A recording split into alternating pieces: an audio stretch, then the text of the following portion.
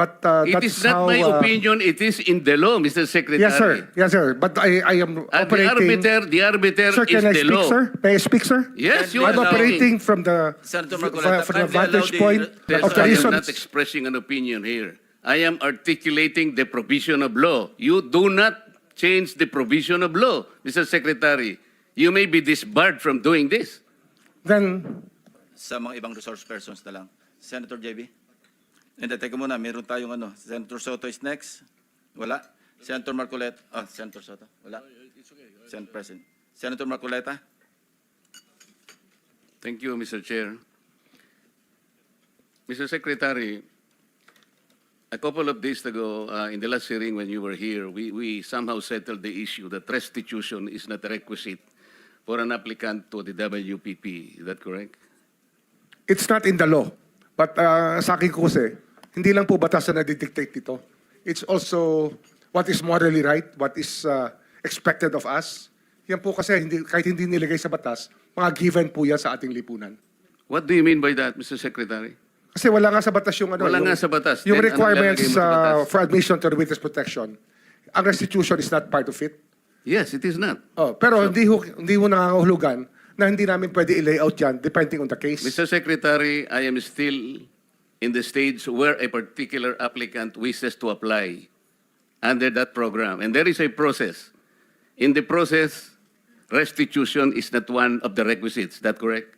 Opo, pero if it's in terms of this Teka case muna. being a financial crime, sir, this is a crime against the Mr. Secretary. financial status of the Filipino people, of the Philippine Republic.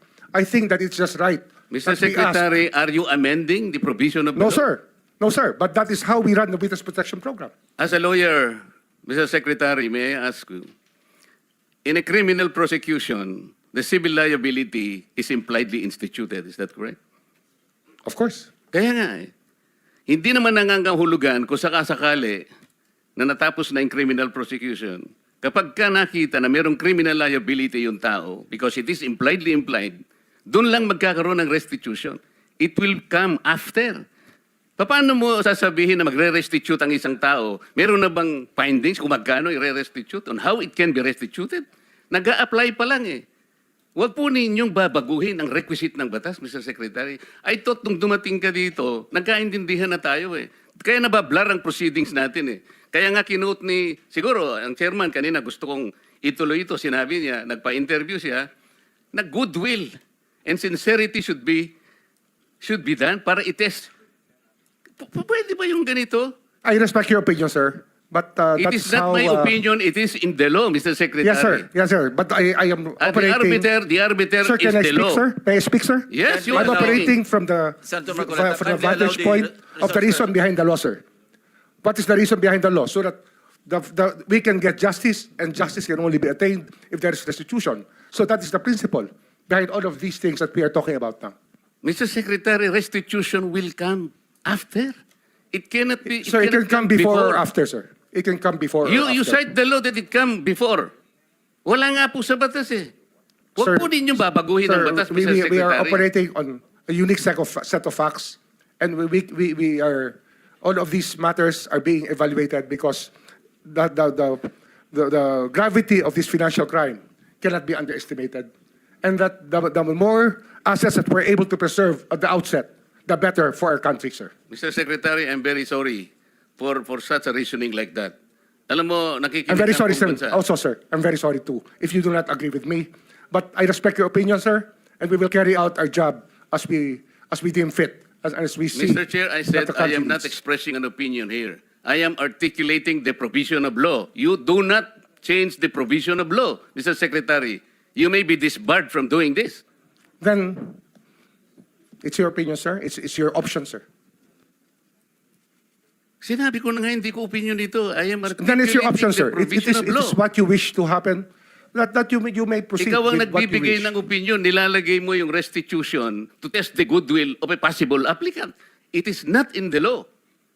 Unless you are able to point out the provision of law that it come before. Hindi ganun eh. Sabi mo na nga, and we admitted, impliedly instituted ang civil liability, but this will come eventually after the court has pronounced kung magkano ang ibabalik niya, kung meron man. Not before. Thank you, Mr. Chair. Are you done, Senator Marcoleta? Okay. So next in line is Senator Padilla. Please limit your question kay Secretary Remulla. Apo, gusto ko lamang pong sabihin kay Secretary, pangalagaan na lang po si Engineer Henry Alcantara. Yun lang po.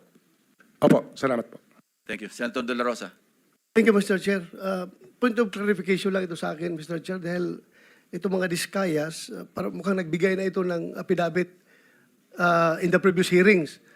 Gusto natin na may resulta kaagad ito investigation natin. Baka pwedeng isama na rin yung affidavit nila, sir, na evaluate ng DOJ para isang bagsakan na lang yung pag-file ng kaso. Dahil marami sila binanggit na pangalan ng mga congressman. As a matter of fact, undergoing evaluation.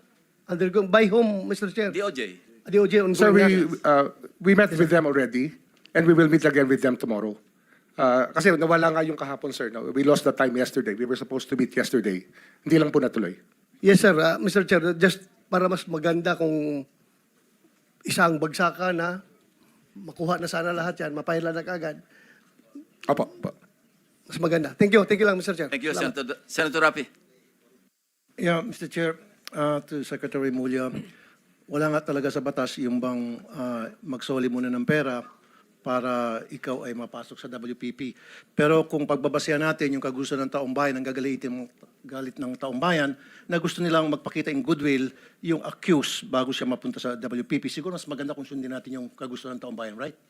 Opo. Thank you, Mr. Chair. Mr. Chair, Yes, there's also, Senator. I would like to manifest that hindi ko alam kung nakikinig ho tayong lahat, yung sigaw ng taong bayan na libo-libo sa People Power Monument sa Luneta, hindi lang po ang pagnanakaw, they were also shouting, ibalik yung pera nila. And I believe the Secretary of Justice heard that, and I believe Malacanang heard that. Kaya nga po, dito po sa mga kontraktor, mga opisyal, isole ninyo ang pera ng taong bayan. Hindi po batas ang pinag-uusapan. Wala ho tayong pakialam sa batas na yan. Sometimes, you have to bend the law to be able to please the people. Mas mataas po ang taong bayan sa batas. Am I right, Secretary Remulla? Yes, sir.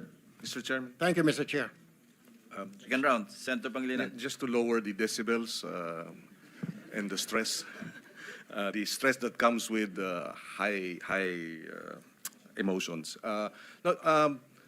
Si Ginoong Secretary Remulla, si Ginoong Hernandez halimbawa, sinurrender na sa ICI no, yung ilang vehicles at sinasabi niyang willing pa siyang mag-surrender ng Lamborghini. I mean, that's his voluntary act. If Engineer Alcantara will do the same voluntarily as a sign of goodwill, there is no law that prevents him from doing that.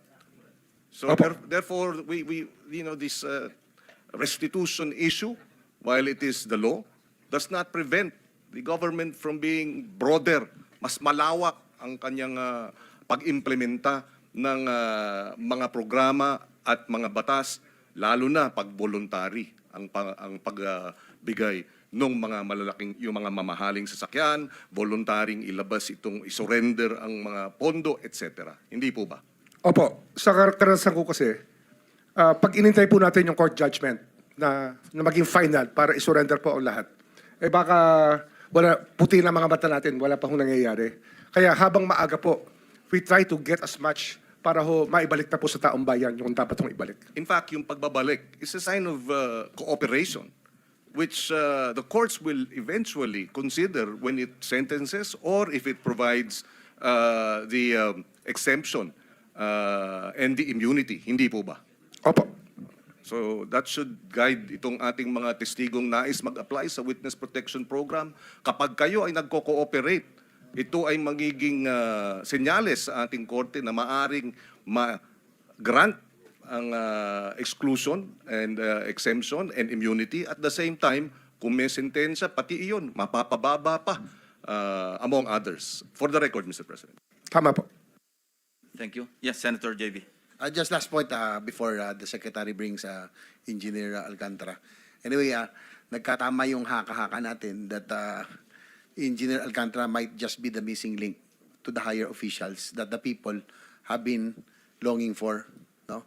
Nabanggit niya si Yusek Bernardo, Saldico, and some other legislators. So I'm hoping that, Mr. Chair, that he will be back so that we can pursue further. And ang sabi ko lang kay Secretary Remulla, I hope that you can evaluate further kasi mukhang very vital and very